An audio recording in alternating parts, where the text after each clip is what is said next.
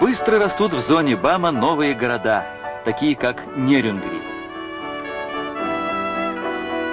Нерюнгринская ГРЭС – один из пусковых объектов Южно-Якутского территориально-производственного комплекса. Нерюнгри известен как столица угольного края.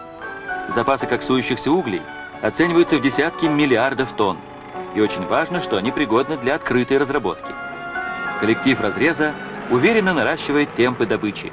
В течение лишь 1 года сверх плана отсюда отгружено 1,5 миллиона тонн.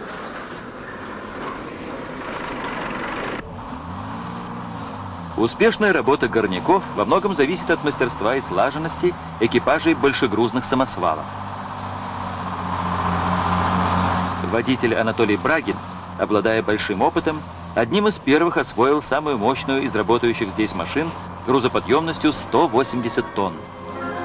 Водители-передовики обязались перевозить каждым экипажем по 1 миллиону кубометров горной массы в год.